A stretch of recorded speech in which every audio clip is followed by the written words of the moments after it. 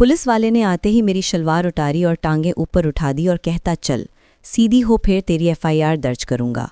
यही वो खतरनाक जुमला था जो उस रात मेरी जिंदगी का सारा हिसाब किताब बदल कर रख गया। मेरा नाम आलिया है और मैं वो दिन कभी नहीं भूल सकती। मैं एक ऐसी लड़की हूँ जिसने हमेशा अपने पैरों पर खड़े होने की कोशिश की। माँ बाप का सहारा बचपन में ही छूट गया था और फिर से एक ऐसी फैमिली में रहना पड़ गया जहाँ मेरी कोई कदर नहीं थी। वो मेरी कमाई पर पलते थे लेकिन दिल से मुझसे नफरत करते थे। मैं अकेली थी, बेसहारा थी, अपने ही जिंदगी की मेहमानियाँ। उसी बेसहाराई की वजह से मैंने एक छोटी सी फैक्ट्री में काम शुरू किया, चाहे कितनी ही थका देने वाली होती, ताकि कुछ पैसा जमा कर सकूं और अपना एक घर बना सकूं। उस रात मैं लेट शिफ्ट से वापस आ रही थी। रात के करीब 10 बज चुके थे। घर वालों ने फिर कोई शोर मचाया होगा, इसलिए मैंने सोचा थोड़ा देर घूम कर आऊं। मैं वो सुनसान और अंधेरा रास्ता छोड़कर सीधी सड़क पर आ ही रही थी कि एक पुलिस की गाड़ी ने मुझे रोक लिया। अंदर से दिल धड़क उठा। कोई वजह नज़र नहीं आ रही थी रोकने की। दोनों सिपाही निकले। उनके चेहरों पर थकावट थी लेकिन आंखों में एक अजीब सी बेचैनी। उन्होंने पूछा, इतनी रात को अकेली कहाँ जा रही हो? मैंने डर डर के जवाब दिया, घर जा रही हूँ सर।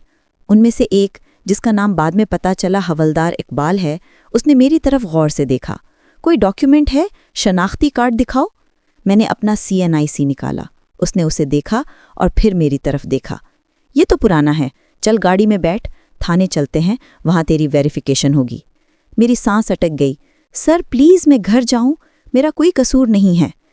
दूसरे सिपाही ने, जो छोटा और शरीर से ज़बरदस्त था, उसने आग भड़काई। हुक्म दिया है तो सुनो, जल्द करो। डर के मारे मैं गाड़ी में बैठ गई।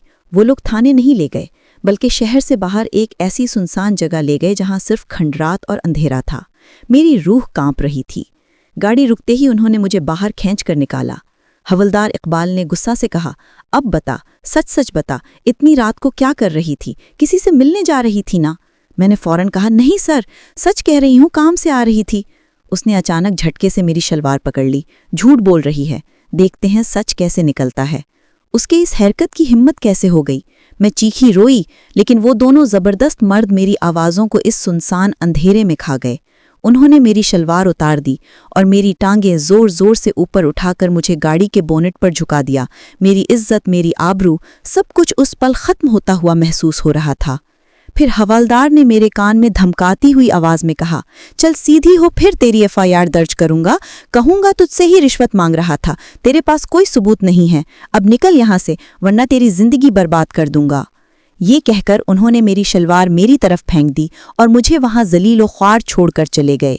मैं वहां जमीन पर गिर गई। जिस्म दर्द से चूर था, लेकिन दिल पर जो जख्म लगा था वो ज्यादा गहरा था। रोना भी नहीं आ रहा था, आंखें सूख गई थीं। वो आखिरी अल्फाज मेरे जहन में गूंज रहे थे, FIR दर्ज कर दूंगा, यानी मुझे ज्यादती का शिकार बनाकर मेरी ही जिंदगी तबाह कर देंगे।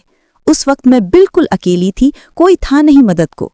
लेकिन फिर अंधेरे में से ही मेरे अंदर कुछ जाग उठा। क्या मैं हमेशा इस डर के साए जीगी? क्या मैं अपनी इज्जत के खिलाफ इस जुल्म को कबूल कर लूंगी? नहीं।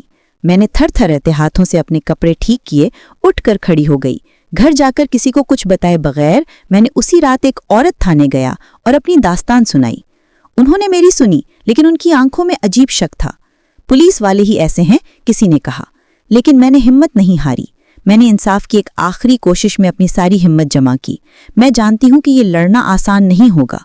वो यूनिफॉर्म पहनकर बड़ी ताकत बन जाते हैं, लेकिन मैं अकेली बेसहारा आलिया अब वो नहीं रही जो मारी मारी फिरती थी। मैंने अपनी आवाज़ उठानी है। कहना है कि अगर कोई लड़की अकेली भी हो, बेसहारा भी हो, तो इसका मतलब ये नहीं कि उसके साथ कुछ भी किया जा सकता है। और आज कोर्ट के सामने जब मैं ये कहानी सुनाऊंगी तो मेरी आवाज़ में काम भी होगी, लेकिन वो उस हवलदार की आवाज़ से ज़्यादा बुलंद होगी जो मुझे धमका रहा था, कह रहा था कि मैं कुछ नहीं कर सकती, लेकिन मैं कर सकती हूँ और मैं करके रहूंगी। नाज़रीन, उम्मीद है कि आपको आज का जो व्लॉग है, जो वीडियो है, वो बहुत ज़्यादा पसंद आई होगी। चैनल को सब्सक्राइब करके रखें ताकि आने वाले ऐसे व्लॉग सबसे पहले आपको मिल सकें।